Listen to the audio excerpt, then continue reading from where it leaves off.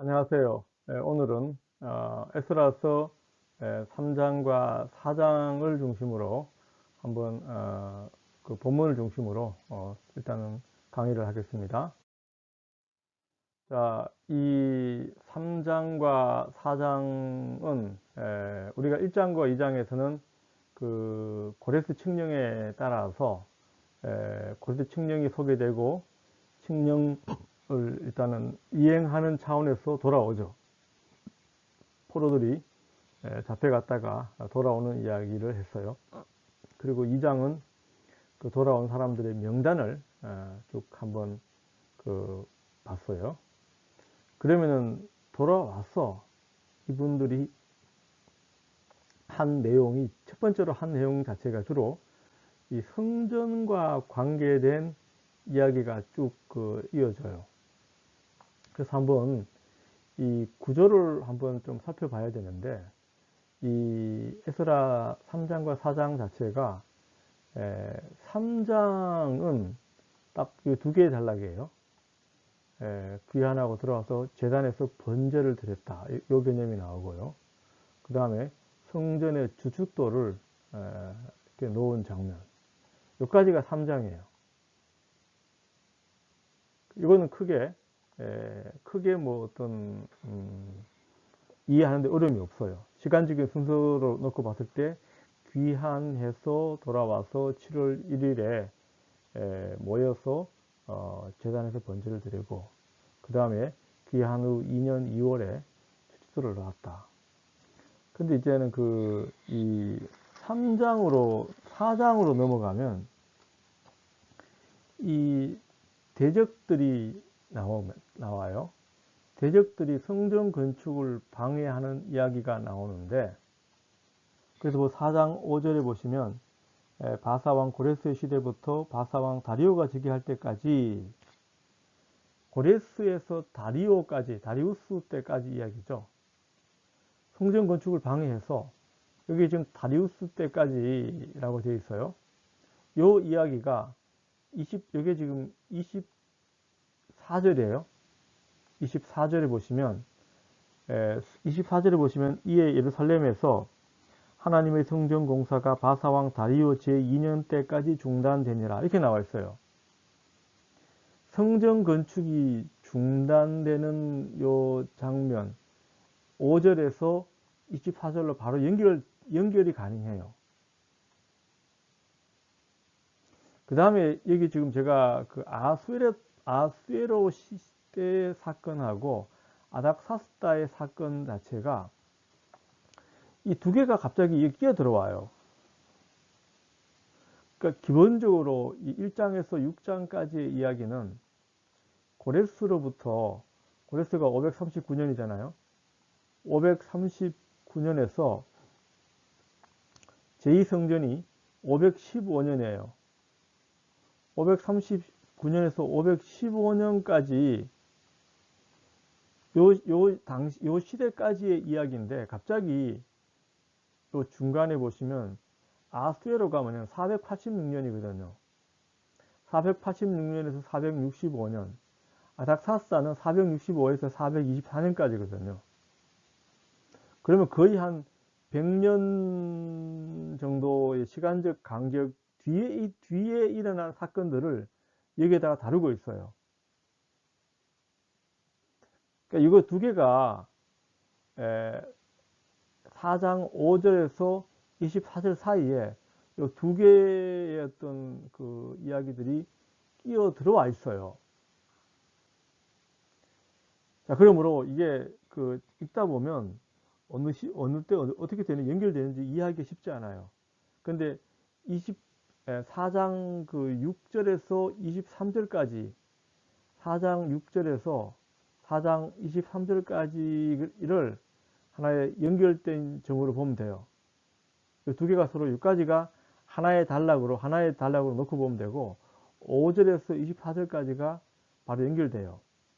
그러니까 중간에 이 자체가, 이거는 성전 건축도 아니고 주로 뭐냐 하면 그 대적들의 방해 행위예요.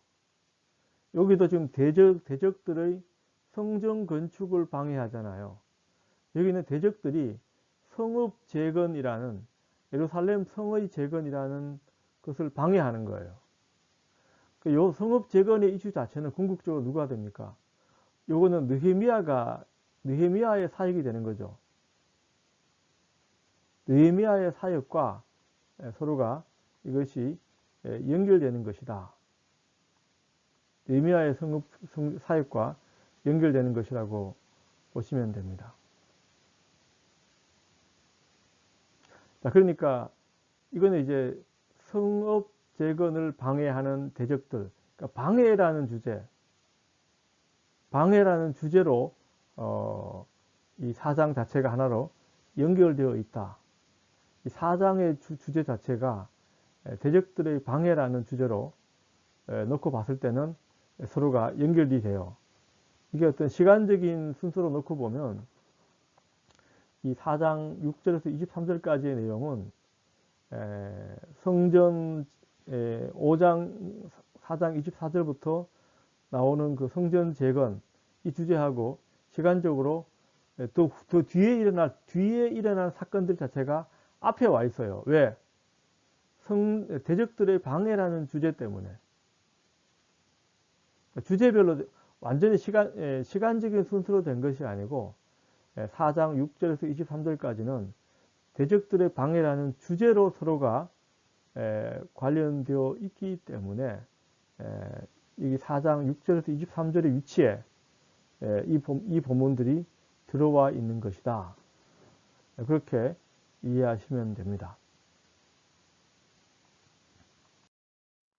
그 다음에 에스라 3장은 귀환하고 돌아와서 제단에서 번제를 드리는 이야기가 먼저 나오고요. 그 다음에 성전에 주춧돌을 넣는 장면이 나와요. 3장은 두 개의 어떤 성전, 주로 이제 뭐냐면 돌아오는 것도 뭐냐면 성전 건축과 관계되는 거죠. 그죠? 오레스가 성전을 건축해라. 성전 재건을 해라. 그래서 나올 때 금과 은과 뭐 말과 사람들을 같이 데리고 나오잖아요. 그 다음에 그 성전 있었던 기물들, 제사 용기들, 제사 용품들, 이런 것들이 같이 귀환을 하게 되지 않습니까? 그런데 이제 그 다음 주제가 뭐냐면 1절에 보시면 이스라엘 자손이 각자의 성읍에 살았더니, 자, 요 표현 자체는 에스라서 2장 1절에도 나오고 70절에 나와요. 그 다음에 오늘 3장 1절이 요거잖아요. 3장 1절에도 나와요. 그러니까 여기 70절이 끝나는 시점에서 3장 1절을 시작하고, 요 장면은 느헤미야서에 보시면 느헤미야 7장이 돌아온 자들의 명단이에요. 8장 1절에 보시면 에스라가 에스라가 어떤 기도회를 하는 장면 시작하잖아요. 그럴 때 보면은 끝나는 지점과 시작하는 지점, 똑같은 이야기가 끝나는 지점에서 시작 지점으로 연결되는 이야기가 나와요. 자, 귀환한 연도가 귀환한 해에 7월 1일 되자 일제히 예루살렘으로 왔다. 이렇게 되어 있어요. 일제히 예루살렘으로 모였다. 왜 모였을까요? 7월 달이니까. 7월 달이면 7월 달이라고 하면 이게 민간력으로는 1월이에요. 그러니까 이스라엘에서 설날은 뭐냐면 1월이에요. 민간력으로 1월. 7월 달이, 자, 이스라엘의 달력은 크게 뭐냐면 제2력하고요. 그러니까 제2력하고 제사 지낼 때 사용하는 제2력하고 민간력, 이 두 가지가 달라요. 제1력에 따르게 되면 출애굽기 12장 1절 2절요. 출애굽기 12장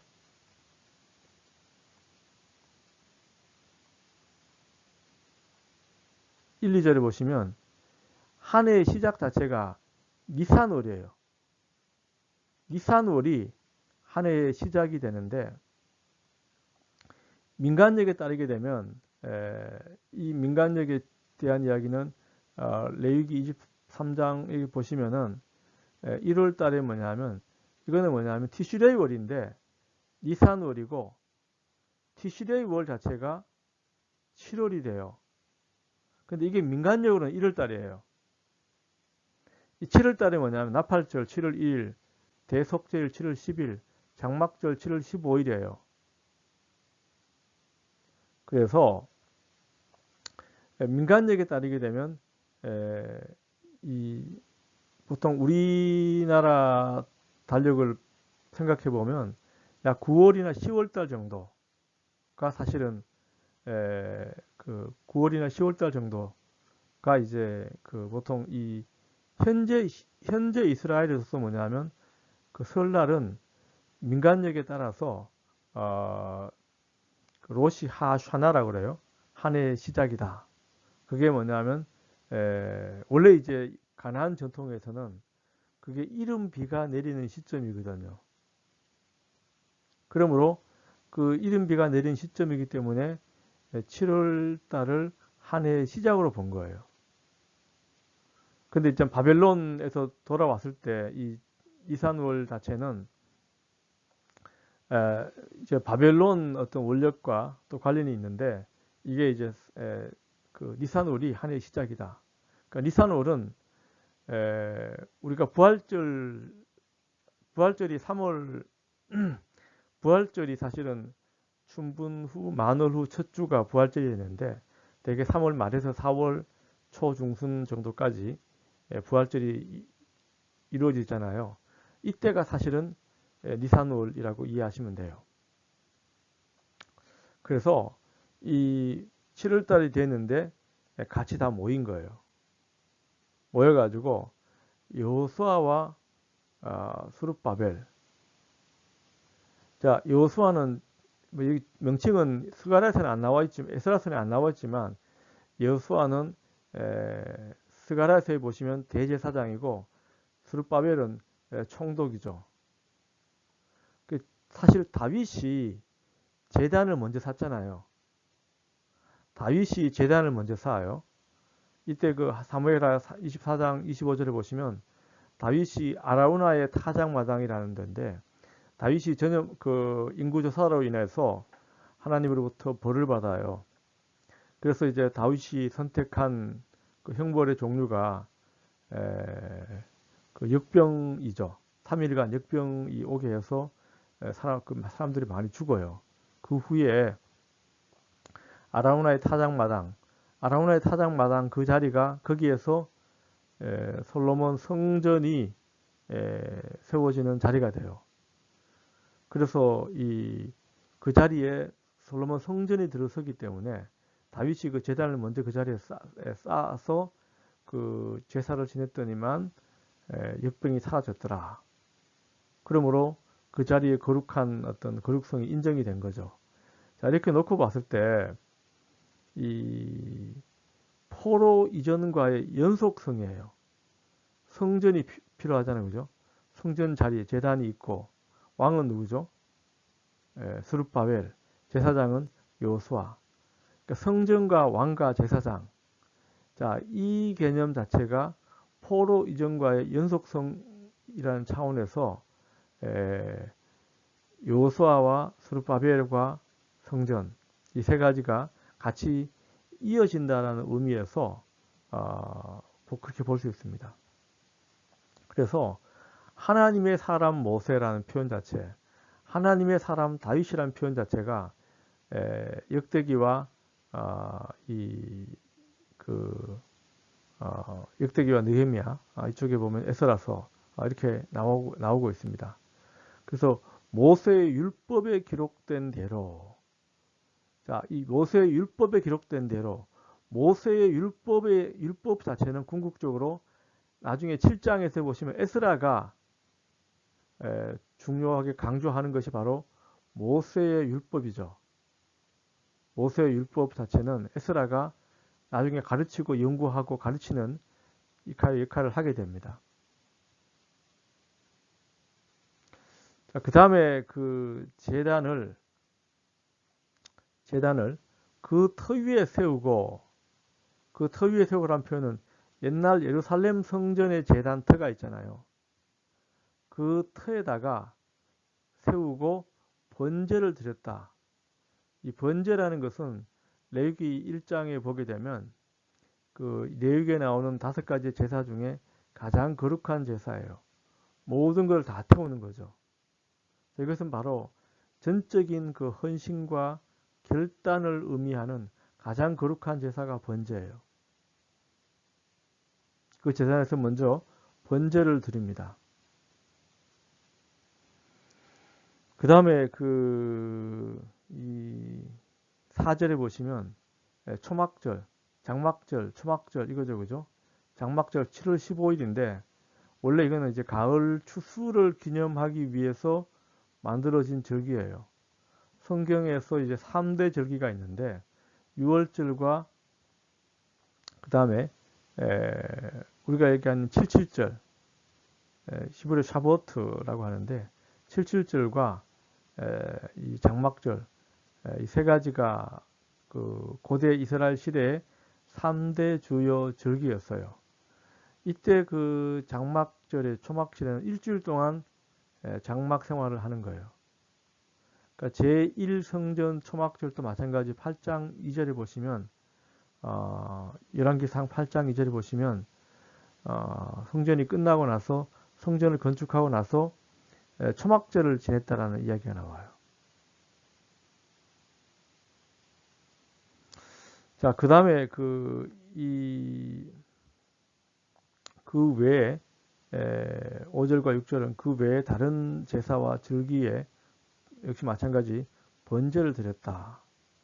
그러나 핵심이 뭐냐면 기쁘게 예물을 드렸다. 이거는 이제 제사에 임할 때 가져야 할 가장 중요한 자세는 기쁘게 예물을 드려야 된다는 것이죠. 그러나 성전의 주춧돌은 놓지 못한 상황이에요. 3절에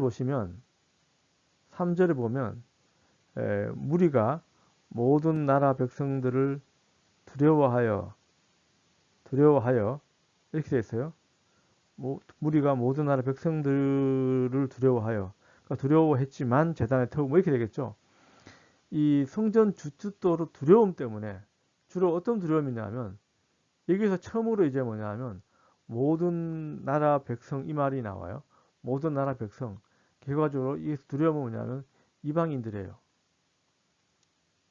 이방인들.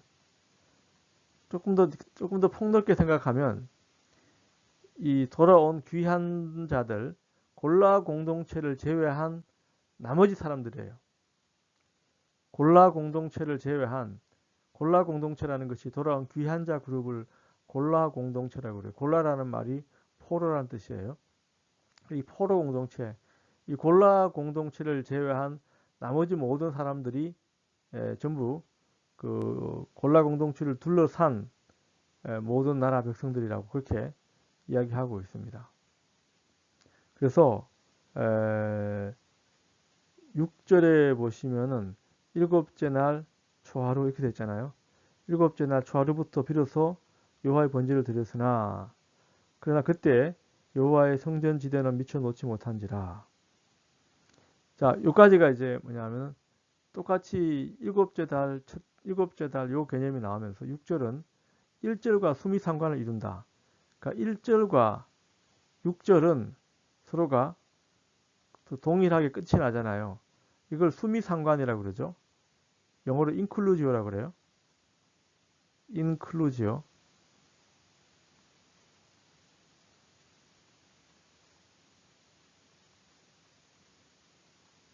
시작과 끝이 난다는 말은 뭐냐면 시작과 끝이 서로 관련되어 있다. 이건 뭐냐면 1에서 6절까지가 하나의 단락이라는 뜻이에요. 하나의 단락으로 끝이 나요. 자, 궁극적으로 이 7절을 보시면 7절 요 두 번째 사건 자체는 7절 보시면 석수와 목수에게 돈을 지불하고 시돈과 두로 사람한테 물품을 주고 백향목을 구입했다. 백향목을 구입했다. 이건 뭐냐면 제1성전과의 유형론이에요. 동일한 패턴이에요. 제1성전 여기 보시면은 솔로몬이 열왕기상 5장하고 역대상에 보시게 되면 두로와 시돈 사람으로부터 백향목을 구입하잖아요. 그 다음에 여기 두로와 시돈 사람들 자체가 벌목도 잘하고 목수와 석수 큰 건물을 지어 본 적이 없는 거예요. 그러므로 이스라엘은 큰 건물을 지어 본 적이 없기 때문에 솔로몬이 이 건축 전문가들을 데리고 오고 그 다음에 백향목이라는 큰 자재를 데리고 와요. 여기서 7절에 보시면 동일한 방식으로 이스라엘 그 솔로몬 제1성전과의 어떤 유사한 방식으로 석수와 목수 그 다음에 백향목을 두로와 시돈으로부터 가지고 왔다. 똑같은 이야기죠. 제1성전과의 연속성 또는 제1성전의 어떤 유형을 따라서 제시하는 하나의 그 타이팔러지라고 합니다. 유형론으로 이해할 수도 있습니다. 자, 그 다음에 이 8절에 보시면 귀환한 다음 2년 2월에 솔로몬 성전을 시작을 해요. 2월에 성전 솔로몬을 시작해요. 열왕기상 6장 1절 보시면 마찬가지예요. 열왕기상 6장 1절 보시면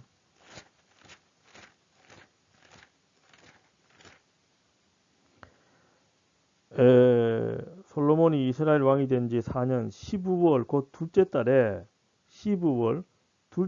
솔로몬이 여호와를 성전 건축을 시작하니 하였더라. 왜 둘째 달이었을까요? 아까 1월 달이면 니산월이라고 했죠. 그러면은 2월 달이면 한 우리 달력으로 말하면 한 5월 정도 되죠. 왜 이때 시작했을까요? 자, 이거는 이스라엘의 그 날씨하고 관계가 있는데 늦은 비가 내리는 시점이에요. 마지막 비가 내리고 건기가 시작하는 시점이에요. 비가 오면은 공사하기 쉽지 않잖아요.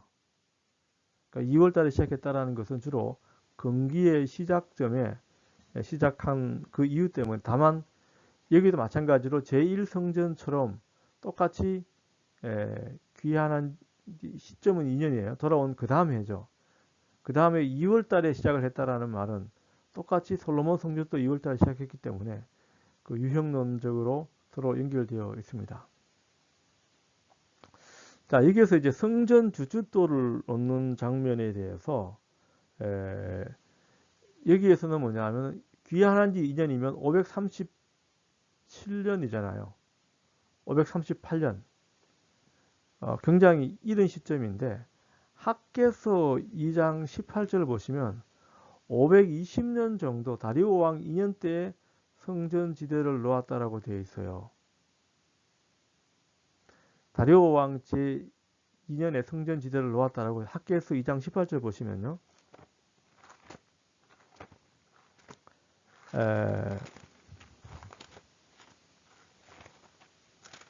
2장 18절 보시면 너희는 오늘 이전을 기억하라. 아홉째 달 24일 곧 여호와의 성전 지대를 샀던 날부터 기억하여 보라. 이 성전 지대를 샀던 날,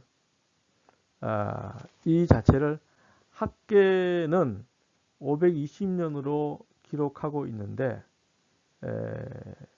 이 에스라서에서는 538년, 그보다 훨씬 이전 돌아온 포로 공동체가 직접 이 성전 지대를 놓는 일을 진행했다라고 기록하고 있습니다. 정확한 어떤 그 사실관계에 대한 부분을 증명하거나 이렇게 하기는 쉽지가 않은 주제입니다. 다만 그 학계는 그 학계보다는 이 에스라서에서는 이 골라 공동체가 성전 건축에 훨씬 더 주도적인 역할을 했다. 에스라 공동체, 에스라 골라 공동체가 귀환한 공동체가 성전 건축에 훨씬 더 중요한 역할을 했다라는 것을 강조하기 위해서 이 3장 그 8절에서 이 13절에 나와 있는 이 성전에 지대를 놓는 그 일을 했다라고 하지 않았을까, 그렇게 추측할 수 있습니다. 그래서 8절과 9절에 보시면 귀환한 지 2년 2월에 골라 공동체 돌아온 자가 성전 공사를 시작을 하게 됩니다. 이때 20세 이상의 레위인들이 직접 감독으로 나서요. 20세 이상의 이 사람들이 감독을 났어요. 그런데 그러니까 레위인들이 그 사역을 시작하는 시점 자체에 대한 기록들은 그 민수기 4장에는 30세로 되어 있고요. 민수기 또 8장에는 25세로 되어 있고, 여기 에스라 3장 8절에서는 20세로 연령이 낮아지게 돼요. 자, 이것은 아마 그 실질적으로 레위인들이 그 사람이 없어서 연령을 점점 낮춘 것으로 볼 수도 있습니다. 이 당시에. 자, 이때 이제 나서 레위인들이 나서 성전 그 주춧돌을 놓는 그 공사를 보고 10절에서 13절 보시면 성전의 기초를 놓아요. 이때 뭐냐면 레위인 제사장과 레위인들이 찬양하고, 그 다음 첫 성전을 기억하는 연로한 족장들이 눈물을 흘리고, 또 나머지 사람들은 기쁨의 함성을 지어요. 자, 이 옛 성전의 기초돌을 새 성전에 놓는 의식 자체는 원래 아까 얘기한 대로 그 재단 있잖아요. 그 재단도 원래 있었던 그 자리에 세운다고 그랬죠. 성전에 주춧돌을 놓는 이 의식 자체도 원래 있었던 그 옛날 성전이 있었던 그 자리에, 주춧돌 그 자리에 다시 그 옛날 돌 있잖아요. 옛날 그 돌을 파가지고 다시 그 자리에 갖다 놓는 의식이에요. 이걸 가지고 고대 메소포타미아 지역에서는 칼루라고 그래요. K-A-L-U, 칼루 의식이라고 그래요. 그게 이제 아카드어로 칼루라고 그러는데, 칼루 의식이라는 것이 그 당시에 이 부분이 다시 말하면은 이 무너진 성전을 다시 세울 때 옛날에 그 돌 자체를 그 자리에 갖다 놓는 의식이에요. 그 의식을 통하여 이제 그 옛 성전과 새로운 성전 사이에 연속성을 담보하는 것이죠. 그 맥락에서 고대 메소포타미아에서도 이러한 유사한 그 의식이 있었는데, 여기에서도 아마 그 맥락으로 이해할 수 있습니다. 자, 이 그 성전의 기초를 놓는 이 작업 자체는 이사야서 44장 27절 28절 고레스 왕에 대한 이야기를 하면서 예언자 이사야가 선포했던 그 예언의 말씀 가운데 나와요. 이사야서 44장을 보시면요. 이사야서 44장 그 28절에 고레스에 대하여 말하기를 내 목자라 그가 나의 모든 기쁨을 성취하리라 하며, 예루살렘에 대하여 이르기를 중건되리라 하며, 성전에 대해서는 내 기초가 놓여지리라 하는 자라. 고레스가 성전에 대해서는 내 기초가 놓여진 자라. 그러니까 고레스, 자, 이사야 44장 27절과 28절 이 말씀 때문에 사실은 고레스의 일이잖아요. 그죠? 이 두 개가 연속선상에 놓여 있는 것이 아닌가. 이 고레스의 그 칙령에 따라서 고레스가 바로 이 성전의 기초를 놓게 될 자가 바로 고레스다. 근데 실제로 고레스가 아니고 사실은 고레스 대신에 스룹바벨이 사실은 그 역할을 하게 되는 거죠.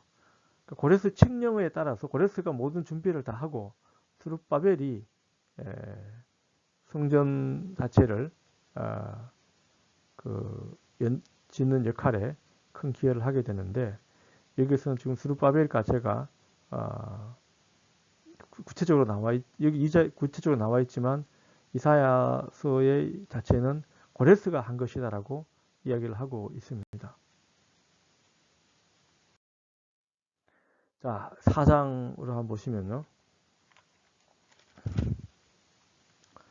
4장의 가장 큰 주제는 성전 재건을 방해하는 이 주제 자체가 1절부터 6절까지가 나와요.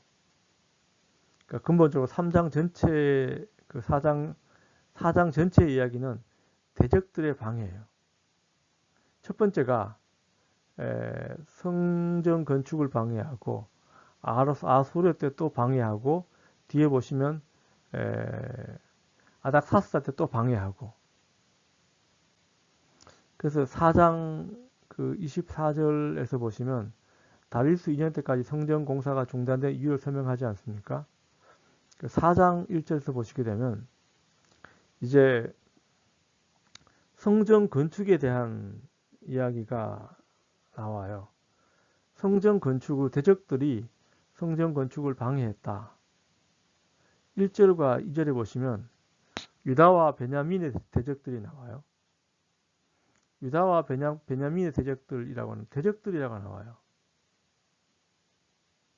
요 2절에 보시면 1절에 유다와 베냐민의 대적이라고 나와 있는데, 자, 요 표현들이 아까 3장 3절에는 모든 나라 백성, 4장 4절에는 그 땅의 백성, 에사라돈이 데려다 놓은 자들이라는 표현이 나와요. 9장 1절에 보시면 에사라돈이 데려다 놓은 자들. 또 뭐냐면 4장 10절에 보시면 그 오스나빨이라고 되어 있죠. 오스나빨이라고 되어 있는데, 이 사람은 아마 아수르 바니팔로 추측할 수 있어요. 자, 열왕기하 17장에 따르게 되면, 열왕기하 17장은 북이스라엘이 이제 멸망하잖아요. 북이스라엘이 멸망을 했을 때 그 자리에 아시리아의 왕들이, 그 당시에 이제 사르곤 2세죠. 아시리아 왕들이 다른 지역에서 포로가 된 자들 잡아가지고 사마리아에다가, 북이스라엘 멸망 사마리아에다가 그 사람들을 갖다 섞어버려요. 그리고 사마리아에 있는 지도자들은 아시리아로 데려가 버리고. 그러니까 이게 서로가 뭐냐면 포로들을 갖다 섞어버려요. 자, 그러다 보니까 그 사람들이 자기들의 원래 그 신앙이 있잖아요. 그 신앙하고 사마리아에서 섬기던 야훼 신앙하고 두 개가 섞여가지고 혼합 종교가 돼요. 그 사람들을 나중에 우리는 사마리아인이라고 불러요. 사마리아인이라고 부르는데, 자, 요 이야기는 실제로 에사라돈이라는 사람하고 아수르 바니팔, 그 다음에 이제 아수르 바니팔 다음에 그 아시리아의 왕이 그 신사로 이스쿤이군요. 그러니까 요는 이제 좀 다른 이야기고요. 그러니까 이 722년에 사실은 제일 먼저 아시리아가 사마리아에 그 다른 이방 민족들 갖다 섞어버리잖아요. 그 다음에 뭐냐면 681, 669년 에사라돈이라는 사람이 이 사람이 사네립의 아들이거든요. 사네립의 아들인데, 에사라돈 그 후에도 마찬가지로 또 갔다가 여기 또 722년에 한 번 하고, 에사라돈 때 하고, 그 다음에 아수르 바니팔 때도 또 이렇게 했다는 이야기가 돼요. 자, 그러다 보니까 이 예루살렘과 사마리아 그 당시에 그 아바르 나하르 강 건너편이라는 그 서쪽 지역 페르시아 정부의 페르시아 제국의 그 강 건너편 지역 그 지역에서 핵심적인 도시가 이스라엘에서 핵심적인 도시가 사마리아하고 예루살렘인데 사마리아는 거의 사실은 거의 혼합 종교 형태가 되어버려요. 혼합 종교라는 말은 이 종교가 막 섞이는 그 현상 자체를 혼합 종교라고 얘기를 하죠. 그런데 이 사람들도 뭐냐면 혼합 종교지만 자기들도 야훼를 믿는 사람들이다. 그래서 2절에 보시면 우리도 너희와 함께 건축하게 하라. 우리도 너희 같이 너희 하나님을 찾노라. 아수르 왕 에스라돈이 우리를 이리로 데리고 오게 한 날로부터 이렇게 나와요. 에스라돈이 데려다 놓은 이때부터 계속 자기들이 우리가 하나님께 제사를 드리고 하니 이렇게 돼요. 우리도 너희와 함께 건축하게 하라. 우리도 너희 같이 너희 하나님을 찾노라. 그러니까 동일한 신앙이라고 주장하는데 골라 공동체는 3절에 보시면 스룹바벨과 여호수아와 기타 이스라엘 족장들이 이르되 우리 하나님의 성전을 건축하는데 너희는 우리와 상관이 없다. 우리가 이스라엘 하나님 여호와를 위하여 홀로 건축하리라. 고레스가 우리에게 명령한 대로 고레스의 명령대로 우리가 홀로 건축할 것이다. 이 골라 공동체만이 하나님의 백성이다. 그리고 또 이거 자체는 고레스의 명령이기 때문에 다른 백성들 자격이 없다. 이 부분들은 이 사람들은 신앙적 순수성이 없는 혼합 종교이기 때문에 이 거부를 하게 돼요. 자, 그러므로 이러한 기본적인 골라 공동체가 가지고 있었던 기본적인 이상들 자체가 요 관점 때문에 궁극적으로 이 대적들하고 이 골라 공동체들 사이에 굉장히 깊은 갈등의 골이 생길 수밖에 없었던 것이죠. 그 구약 성경의 이제 그 예언서라든지 이걸 보게 되면 그 포로 잡혀간 자들만이 합법적인 하나님의 뜻을 이어받을 수 있는 합법적인 자들이라는 신학 자체가 일어나요. 귀한 자들이 땅의 소유를 할 수 있는 자들이다. 포로로 잡혀간 사람들이 그러니까 포로 생활을 통하여 영적인 어떤 그 정화 작용을 거쳐서 자기들은 속죄를 했기 때문에 자기들만이 이 유다 땅 자체를 상속받을 수 있고 야훼의 진정한 백성은 골라 공동체만이 가능하다. 자, 이러한 맥락의 신학 자체가 강하게 있었기 때문에 이러한 주장이 나온 것으로 보입니다. 그 다음에 이제 또 다른 땅의 백성들이란 단어가 나와요. 암하 아레츠라고 나와 있는데 이게 주로 여기서는 지금 포로 후기에서는 주로 부정적인 의미예요. 비골라 공동체 전체를 의미하는 사람인 거예요. 비골라 공동체. 골라 공동체가 아니고 나머지 사람들 전체를 일컫는 말이 땅의 백성들이에요.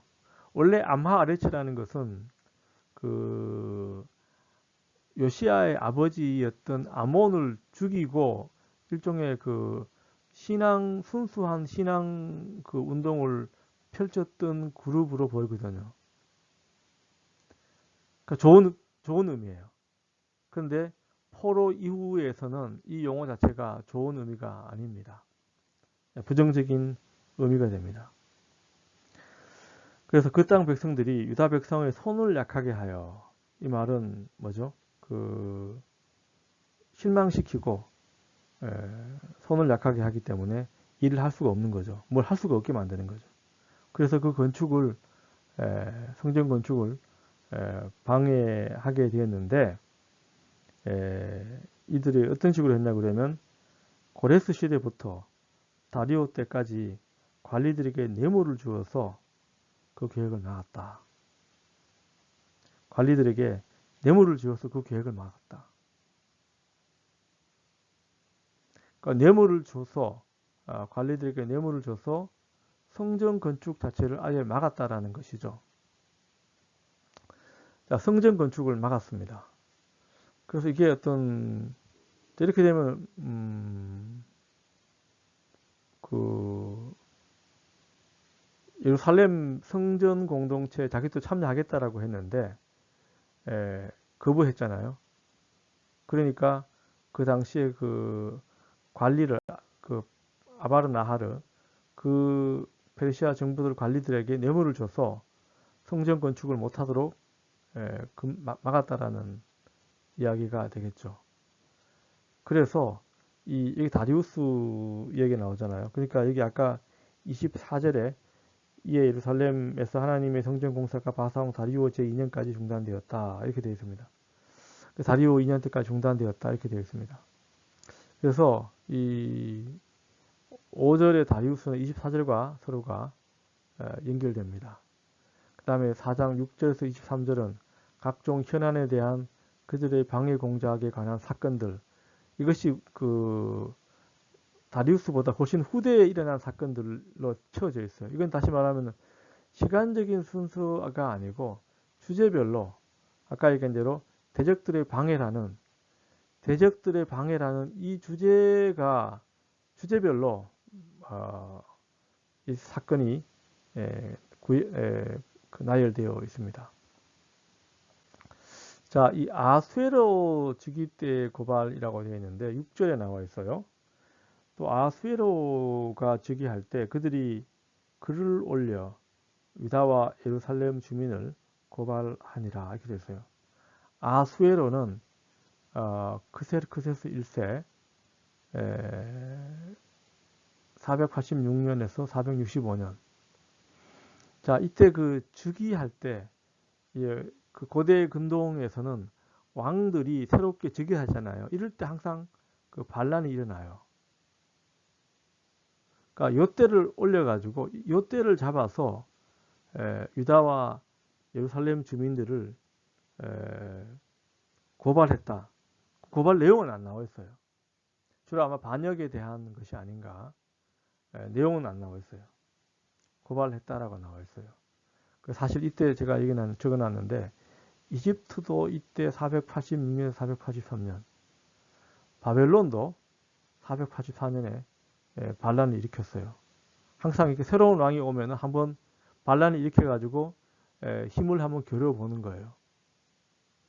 불안했던 때에 유다가 불충스럽게 사마리아에 대해서 뭐 어떤 그 반역을 꾸미고 있다 이런 식의 내용이었을 거라고 추측할 수 있지만 내용은 여기 안 나와 있으니까 우리가 알 수 없어요. 자, 그 다음에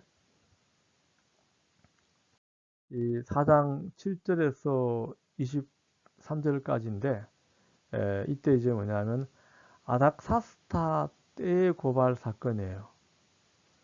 근데 이 사건에서는 내용 자체가 나와 있는데 성전 건축이 아니고 성읍 재건이라는 이슈로 가지고 얘기하고 있어요. 자, 여기서 보면은 이제 사건이 크게 두 개가 나와요.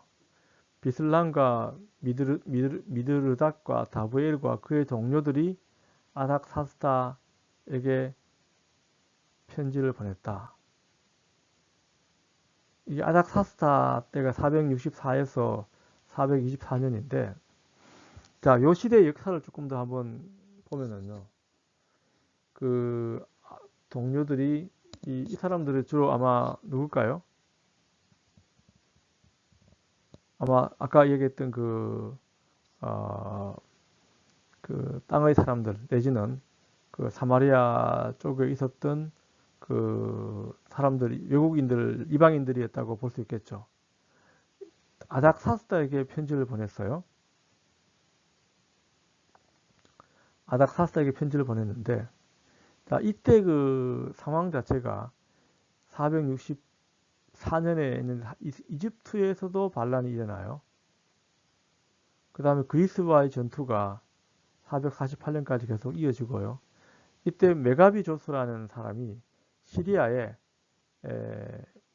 총독 내지는 시리아의 지방장관 같은 그런 총책임자였는데, 이 사람이 이집트와 정복하고 난 다음에 아테네와 평화협정을 체결하고 궁극적으로 자기가 직접 반란을 일으켜요. 그래서 아마 이때 아마 예루살렘이 폐허가 되어 있어가지고 이 전투에 아마 예루살렘이 불타거나 어떤 휩싸여서 예루살렘이 다시 한번 어떤 폐허가 된 장면이 아니었나. 그래서 느헤미야가 445년에 귀환한 그 이유가 되지 않았을까, 그렇게 추측할 수 있습니다. 자, 그 다음에 또 다른 고발인데, 방백 르훔과 서기관 심세와 다수의 고발이에요. 자, 요 단락 4장 8절에서 6장 18절, 7장 12에서 23절은 아람어로 기록이 되어 있어요. 4장 8절 보시면 방백 르훔과 서기관 심세가 아닥사스다 왕에게 올려 예루살렘 백성을 고발한 그 글에 이렇게 됐어요.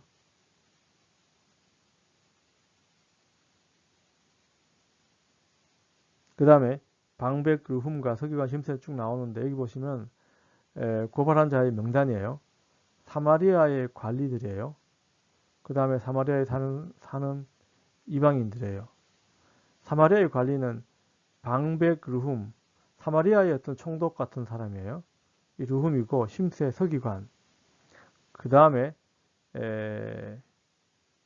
디나, 아바삿, 다블레, 아바세, 아렉, 바벨론, 수산, 그 다음에 엘람 사람들.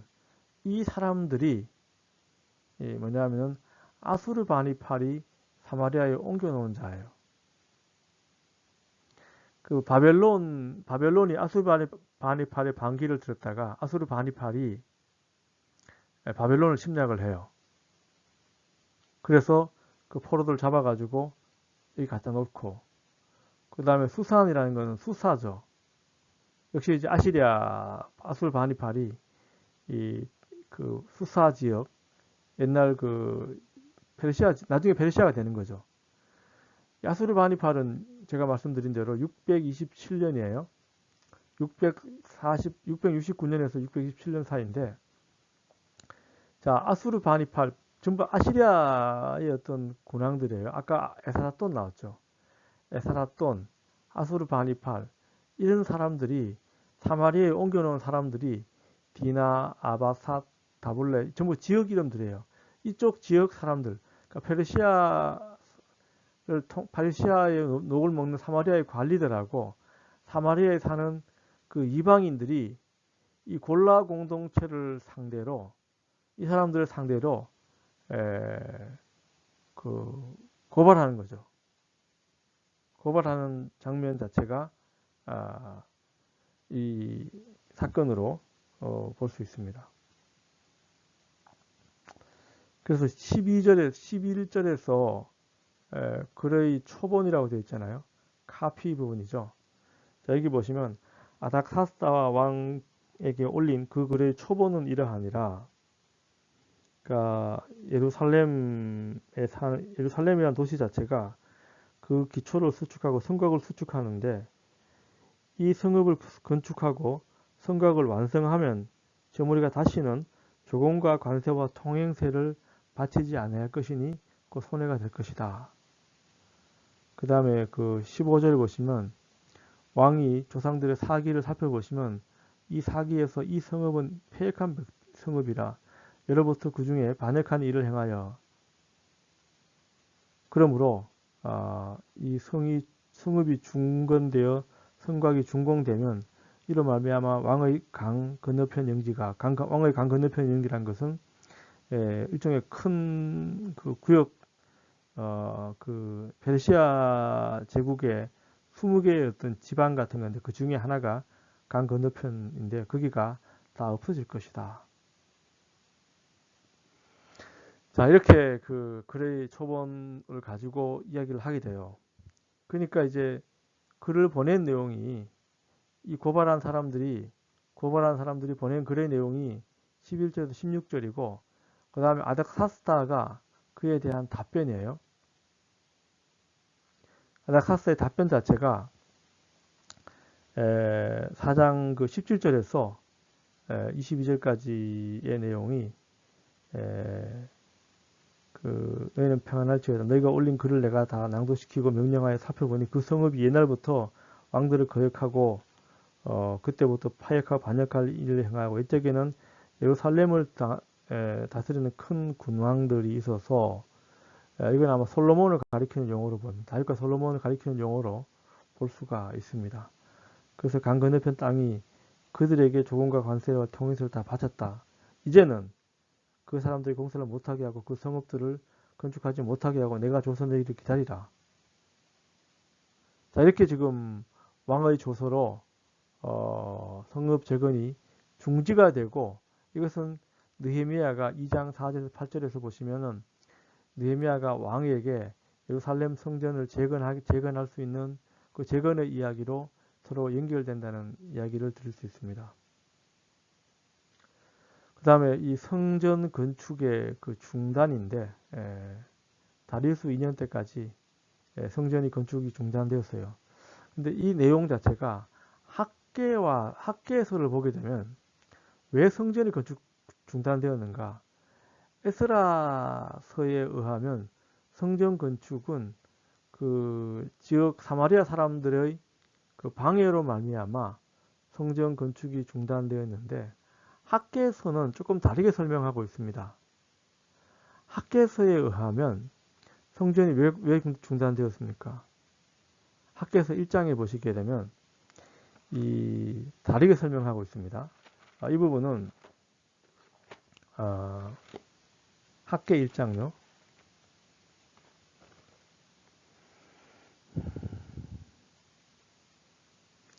사람들이 자기 집 짓기에 바빠서 게을러서 그렇게 했다라고 얘기하고 있습니다. 1장 3절에 여호와의 말씀이 선지자 학계에게 임하여 이르시되 이 성전이 황폐하였거늘 너희가 이 때에 판백한 집에 거주하는 것이 옳으냐 이렇게 화를 내는 이야기를 하게 돼요. 예.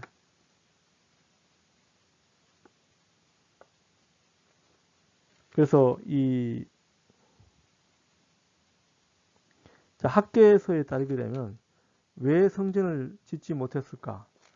이거는 유다 백성들이 게을렀고 자기 일에만 빠져서 하나님에 대한 일을 돌보지 않았기 때문이라고 설명을 하고 있습니다. 그러나 에스라는 그렇게 설명하지 않고 이 대적들이 방해를 해서 그 사람들을 힘을 못 쓰게 했기 때문에 성전 건축이 중단되었다라고 되어 있습니다. 자, 이 부분은 글쎄 아마 학계가 520년이잖아요. 다리우스 2년이면 520년이에요. 학계가 520년에 소명을 받았을 때는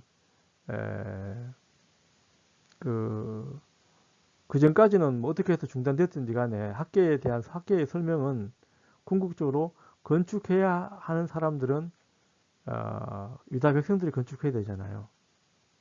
자, 이거 남들이 방해했으니까 못했지 않느냐? 그러면은 학계가 그 권고할 수 있는 사항이 없잖아요. 그런 맥락에서 굳이 학계의 주장과 에스라의 주장이 서로 모순적인 관계다. 그렇게 보지는 않습니다. 학계 나름대로의 그 상황에 대한 해석이 있는 것이고 에스라는 그 역사적 기록으로 놓고 봤을 때는 어떤 그 방해 공작이 있었다. 에스라 때는 궁극적으로 이러한 어떤 왜 이 사람들의 방해 공작으로 인해서 궁극적으로 왜 에스라서 10장, 느헤미야서 그 12장에 가서 이 이방인들과의 그 결혼이라든지 이런 부분들이 문제가 되므로 그 결혼까지를 이혼시켜야 하는 이유가 무엇인가? 이 자체가 이미 이러한 앞에 대적 관계 속에 그 이유가 녹아 있는 것이 아닌가? 궁극적으로 뭐냐면 이 골라 공동체가 나아가야 할 어떤 방향, 그 부분은 궁극적으로 어떤 신앙적인 순수성, 자기들의 정체성, 이것을 지켜내는 데 있어서는 이러한 엄격한 어떤 관리와 엄격한 어떤 이걸 좀 배타주의라고 볼 수도 있죠. 그 배타주의라고 볼 수도 있는데 그 배타주의적 관점을 취해야 할 때도 있는 거거든요. 이때 뭐 모든 것이 좋은 것이 좋다라고 다 문을 열어버리면 이 포로 공동체뿐만 아니고 이 에스라 느헤미야뿐만 아니고 이스라엘이 될 수가 있었을까? 이런 맥락에서는 여러 가지 생각해 볼 점이 있다라고 볼 수 있습니다. 자, 오늘 이 그 네 번째 강의죠. 에스라서 3장과 4장에 대한 그 성경 본문을 중심으로 한 그 내용을 한번 살펴보았습니다. 뭐 더 자세한 내용들은 월요일 날 강의 시간에 조금 더 제가 보충 설명을 드리겠습니다. 오늘 강의는 여기서 마치겠습니다. 네, 수고하셨습니다. 감사합니다.